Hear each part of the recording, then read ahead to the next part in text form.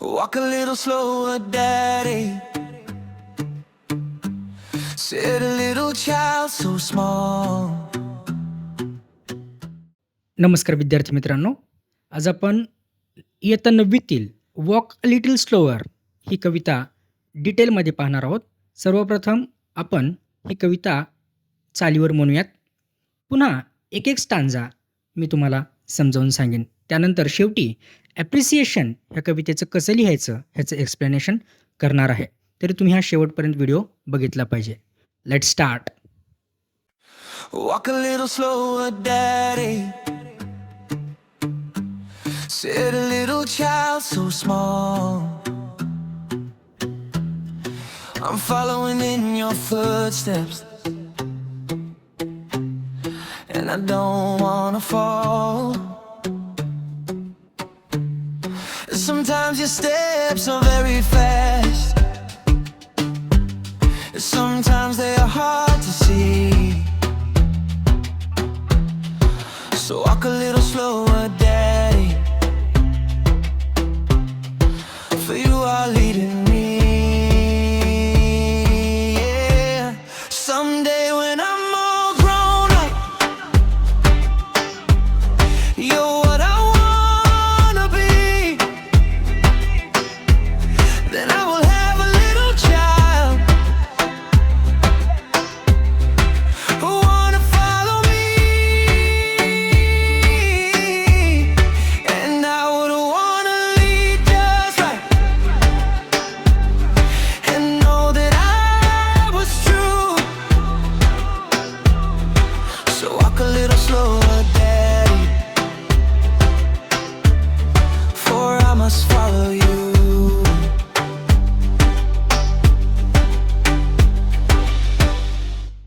कडव्यानुसार आपण एक एक स्टांजा ह्या कवितेचा आपण एक्सप्लेन करणार आहोत. Walk a little slower daddy, said a little child so small, I am following in your footsteps and I don't want to fall.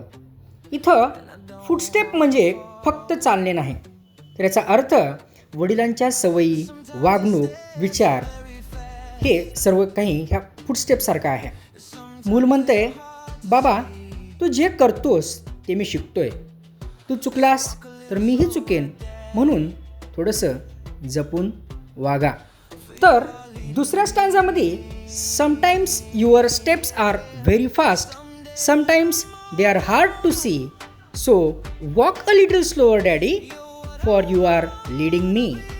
इथं स्टेप्स आर व्हेरी फास्ट याचा अर्थ दिला आहे, वडील रागात बोलले, वडील खोटं बोलले, वडिलांच्या वाईट सवयी हार्ड टू सी, मुलाला त्या कळत नाहीत, मुलाला न कळणाऱ्या गोष्टी असतात.